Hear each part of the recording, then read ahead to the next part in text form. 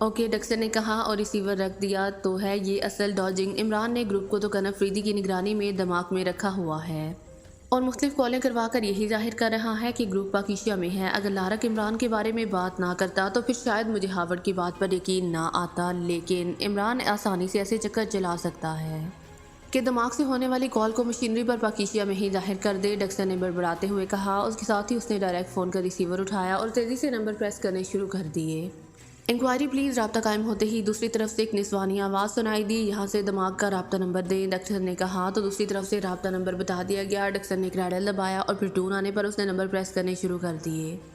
Gulistan club. रब्ता कायम होते ही एक मर्दाना आवाज़ सुनाई दी। राहत से बात कराओ, मैं क्रीमिया से पारस बोल रहा हूँ। डक्सन ने कहा होल्ड करें। दूसरी तरफ से कहा गया हेलो, राहत बोल रहा हूँ। चंद लम्हों बाद एक मर्दाना आवाज़ सुनाई दी। क्या ये नंबर महफूज है? डक्सन ने कहा हाँ बिल्कुल महफूज है। दूसरी तरफ से कहा गया डक्सन बोल रहा हूँ। डक्सन ने कहा ओ आप बास, हुक्म फरमाइए। दूसरी तरफ से चौंक कर कहा गया और इसके साथ ही राहत का लहजा बेहद मोदबाना हो गया, क्योंकि राहत दिमाग में रेड एजेंसी की नुमाइंदगी करता था। वो गुलिस्तान क्लब का मैनेजर भी था और मालिक भी। एक फ़ोन नंबर नोट करो, ये दिमाग का नंबर है, उसकी लोकेशन चेक करनी है। डक्सन ने कहा यस बास। दूसरी तरफ से कहा गया तो डक्सन ने नंबर बता दिया। अब थोड़ा सा पस मंज़र भी सुन लो ताकि तुम इसी अंदाज में काम कर सको, डक्सन ने कहा और इसके साथ ही उसने तफसील से सब कुछ बता दिया। कर्नल फ्रीदी तो इन दिनों दिमाग से बाहर गया हुआ है। वैसे यकीनन उसने इस नंबर को खुफिया रखवाया होगा, लेकिन मैं लोकेशन ट्रेस कर लूँगा। राहत ने कहा इतनी हद में बात कैसे कर रहे हो? डक्सन ने कहा बास ये नंबर सैटेलाइट क्या है और जिस सैटेलाइट का ये नंबर है उसका चीफ इंजीनियर मेरा दोस्त है। मैं उसे भारी रकम देकर लोकेशन मालूम कर लूँगा और किसी को कानो कान खबर भी नहीं होगी। राहत ने कहा गुड, कितनी देर में काम हो सकता है? डक्सन ने कहा अगर वो मिल जाए तो 1 घंटे के अंदर। राहत ने कहा ठीक है, जब ये मालूम हो जाए तो मुझे कॉल कर लेना। डक्सन ने कहा और रिसीवर रख दिया। ये तो अच्छा है कि कर्नल फ्रीदी दिमाग में मौजूद नहीं है। अगर लोकेशन का इल्म हो जाए तो हार्वर्ड बड़ी आसानी से काम कर लेगा, डक्सन ने बड़बड़ाते हुए कहा। फिर उसने मेज़ की दराज से फाइल निकाली और काम में मसरूफ़ हो गया। फिर तकरीबन 1.5 घंटे बाद फ़ोन की घंटी बज उठी। ये डायरेक्ट फ़ोन की घंटी थी, इसीलिए उसने हाथ बढ़ाकर रिसीवर उठा लिया। यस डक्सन बोल रहा हूँ। डक्सन ने कहा राहत बोल रहा हूँ बास। दूसरी तरफ से कहा गया ओ तुम, क्या रिपोर्ट है? डक्सन ने चौंक कर कहा कामयाबी बास, मैंने इस फ़ोन नंबर की लोकेशन चेक कर ली है। राहत ने कहा गुड शो, क्या तफसील है? डक्सन ने मुसरत भरे लहजे में कहा बास, दमाग की मारूफ कॉलोनी सारबान की कोठी नंबर 112 में ये नंबर नस्ब है।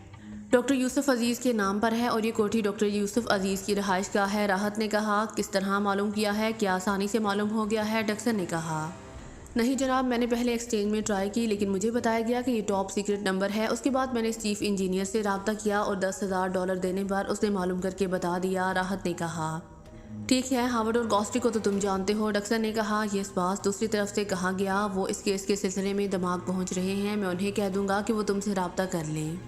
तुमने वहाँ मिशन की तकमील में उनकी मदद करनी है। वैसे इस इत्तला पर तुम्हें हसूसी नाम दिया जाएगा। डक्सन ने कहा थैंक यू बास। राहत ने मुसरत भरे लहजे में कहा तो डक्सन ने ओके कहकर रिसीवर रख दिया। अब उसके चेहरे पर गहरे इत्मीनान के तासुरात नुमायां थे। इमरान अपने फ्लैट में मौजूद एक किताब के मुतालिया में मसरूफ़ था। चूँकि इन दिनों सीक्रेट सर्विस के पास कोई केस नहीं था, इसीलिए इमरान इन दिनों मुतालिया में मसरूफ़ रहता था। सुलेमान चूँकि गाँव गया हुआ था, इसीलिए वो फ्लैट पर अकेला था। नाश्ता और खाना वो खुद होटल से खा लिया करता था, अलबत्ता चाय उसे खुद बनानी पड़ती थी। वो किताब के मुतालिया में मसरूफ़ था कि साथ पड़े हुए फ़ोन की घंटी बज उठी तो इमरान ने हाथ बढ़ाकर रिसीवर उठा लिया।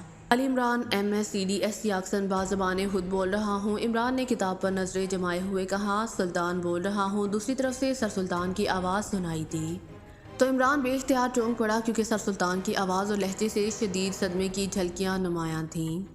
ओ आप, क्या हुआ है? आपकी आवाज़ और लहजा बता रहा है कि कोई अफसोसनाक बात हो गई है। इमरान ने चौंक कर कहा हाँ बेटे, इंतहाई अफसोसनाक हादसा हुआ है। डॉक्टर एहसान जो कि माहिर मौशियात हैं, उनके आबाई घर में उनकी वालिदा, बेवा बहन और 2 नौजवान भांजा और भांजी के साथ साथ 4 मुलाजिमीन को किसी ने हलाक कर दिया।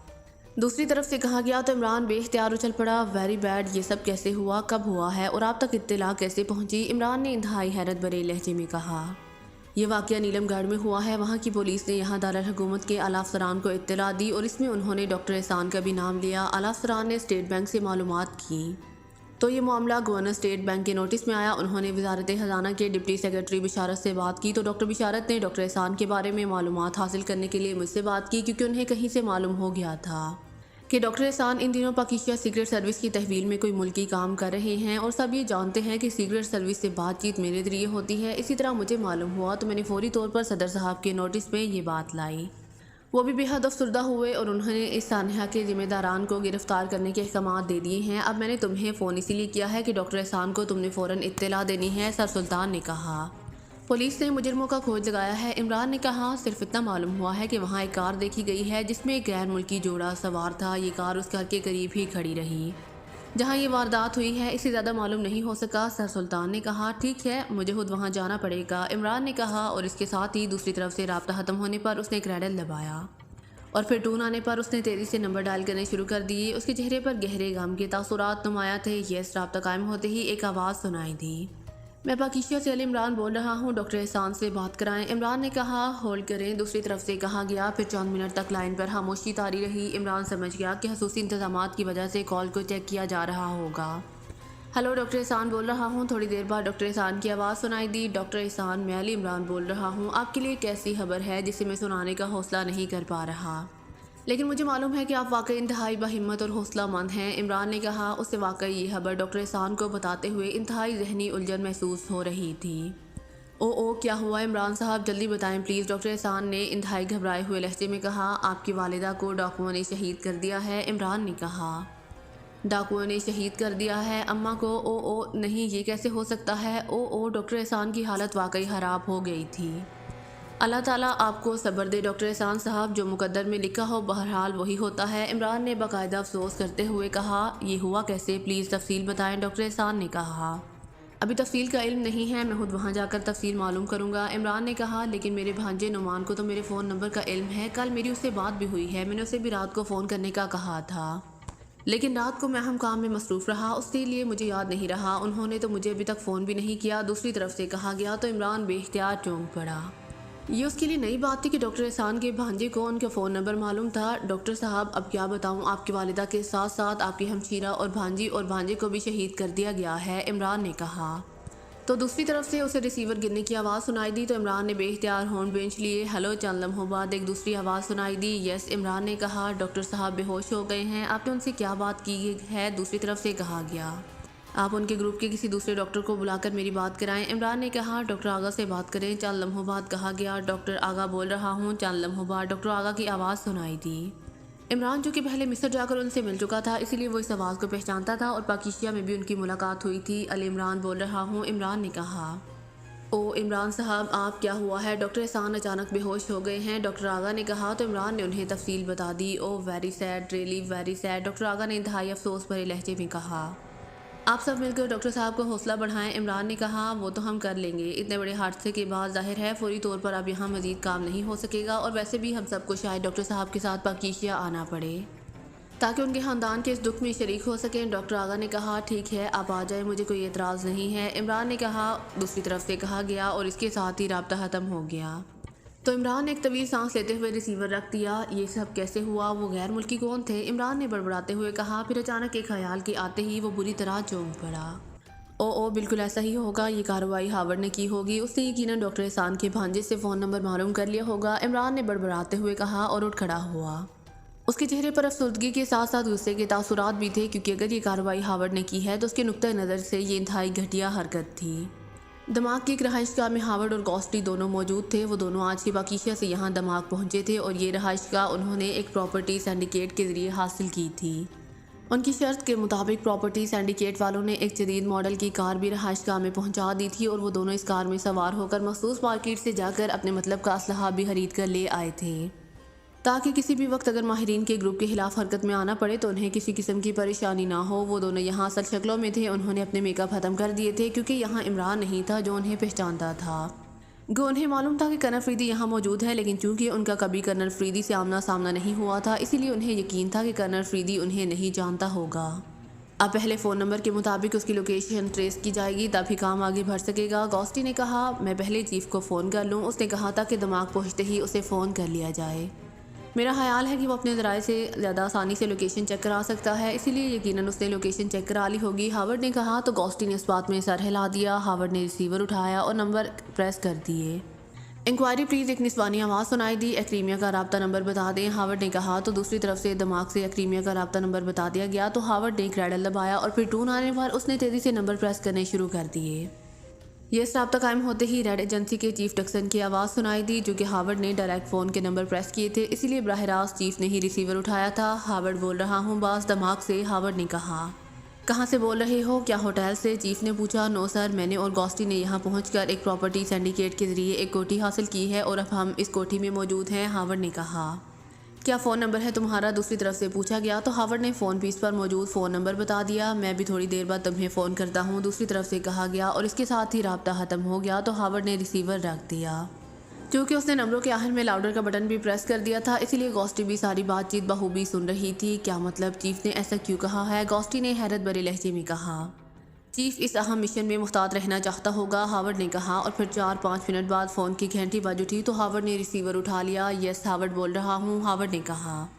डक्सन बोल रहा हूँ, हावर्ड। दूसरी तरफ से चीफ की आवाज़ सुनाई दी। यस बास, हावर्ड ने कहा। तुमने जो फ़ोन नंबर बताया था उस फ़ोन नंबर की लोकेशन ट्रेस कर ली गई है। दिमाग में रेड एजेंसी का फॉरेन एजेंट है, वो गुलिस्तान क्लब का मालिक और मैनेजर राहत है। ये लोकेशन मेरे कहने पर राहत ने मालूम की है। उसके मुताबिक ये दिमाग की एक रहायशी कॉलोनी सारबान की कोठी नंबर 112 है और राहत ने जदीद तरीन आलात की मदद से ये भी चेक कर लिया है कि इस कोठी में 10 अफराद मौजूद हैं। अंदर इंतहाई जदीद तरीन साइंसी इंतजामात मौजूद हैं। राहत खुद उसके खिलाफ कार्रवाई करना चाहता था, लेकिन मैंने उसे रोक दिया है क्योंकि बगैर तस्दीक के इतना बड़ा इक़दाम दुरुस्त नहीं है और फिर ये कार्रवाई तुम जैसा कोई एजेंट ही कर सकता है। राहत ने कोठी के अंदर मौजूद अफराद की फ़िल्म भी तैयार की है। तुम्हारी फाइल में माहिर मौशिया डॉक्टर एहसान की तस्वीर भी मौजूद है। तुम राहत के पास जाकर ये फिल्म देखो, अगर उसमें डॉक्टर एहसान मौजूद है तो फिर यही कोठी हमारी मतलूबा कोठी है।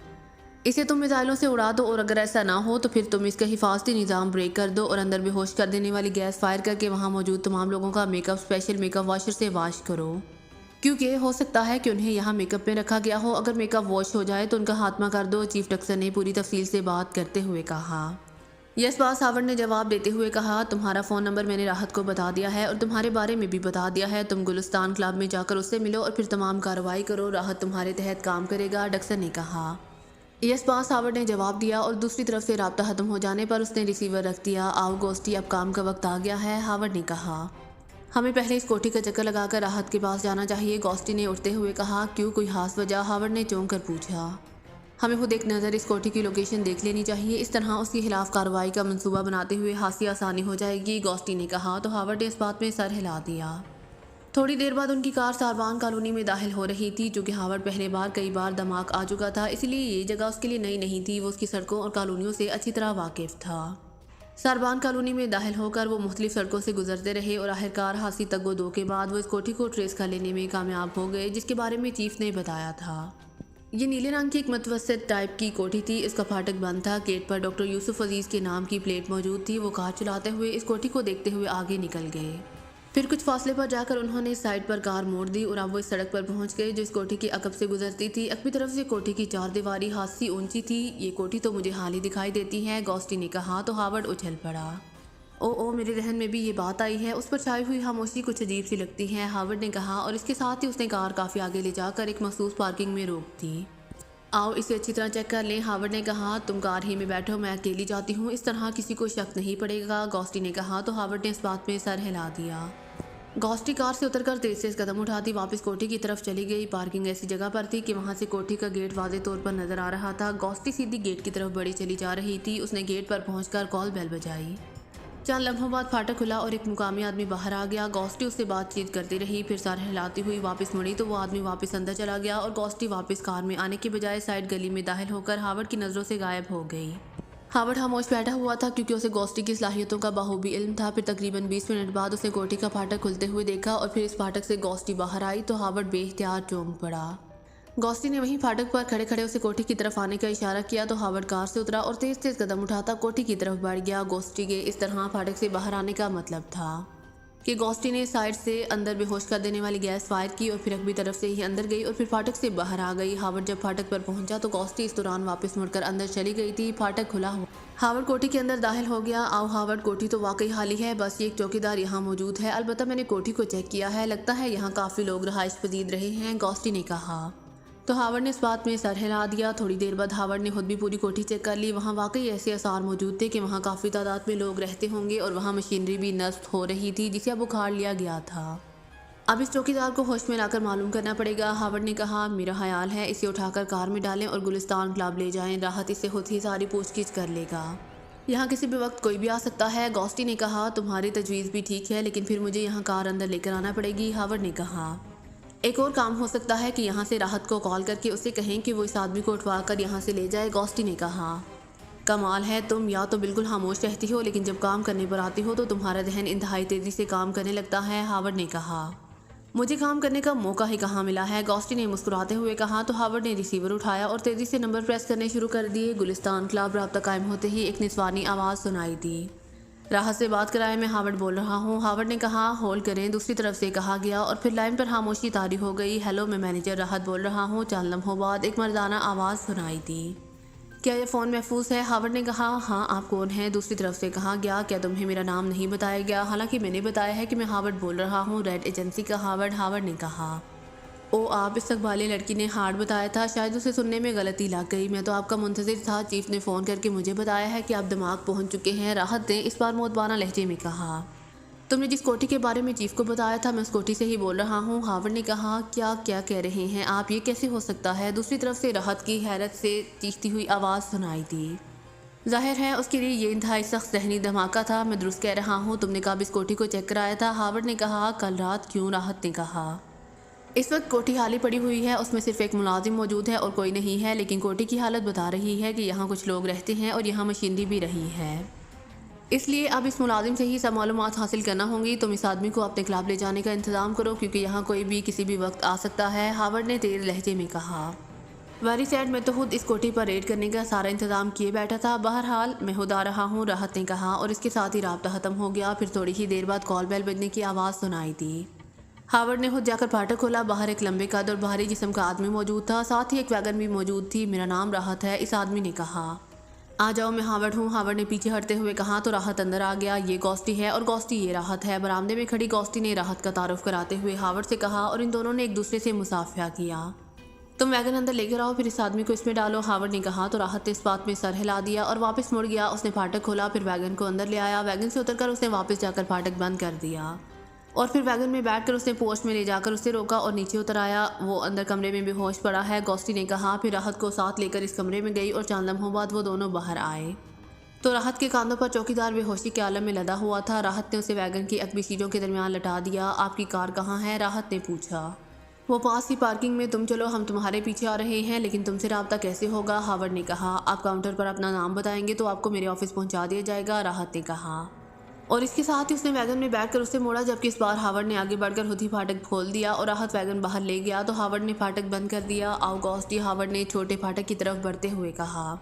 और फिर थोड़ी देर बाद उनकी कार गुलिस्तान क्लब की तरफ चली जा रही थी। गुलिस्तान क्लब की इमारत खासी जदीद भी थी और खासे वसी एरिया में बनी हुई थी और क्लब भी अमीर तबके का लगता था, क्योंकि इसमें आने जाने वाले सब अफराद तबके के अमरा लग रहे थे। उन्होंने कार पार्किंग में रोकी और फिर पार्किंग बॉय से कार लेकर वो मेन गेट की तरफ बढ़ते चले गए। क्लब का हाल खासा वसी था और उसे वाकई इंतहाई शानदार अंदाज में सजाया गया था। एक तरफ वसी और अरीज काउंटर था जिस पर 3 खूबसूरत लड़कियां मौजूद थीं। उनमें से 2 लड़कियां सर्विस देने में मसरूफ़ थीं, जबकि एक लड़की स्टूल पर बैठी हुई थी। उसके सामने फ़ोन रखा हुआ था। मेरा नाम हावर्ड है और हमने राहत साहब से मिलना है, हावर्ड ने काउंटर के करीब जाकर लड़की से कहा। तो लड़की बेख्तियार चौंक पड़ी। ओ ये सर, लड़की ने एक झटके से उठकर खड़े होते हुए कहा और इसके साथ ही उसने साइड पर खड़े एक नौजवान को हाथ से इशारा करके बुलाया। उन्हें बास के ऑफिस में पहुंचाओ, ये बास के मुअज़्ज़ज़ मेहमान हैं, लड़की ने कहा। यस मिस, आइए सर, इस नौजवान ने कहा। फिर थोड़ी देर बाद वो इस नौजवान की रहनुमाई में एक बड़े ऑफिस में पहुंच गए। राहत वहां मौजूद था।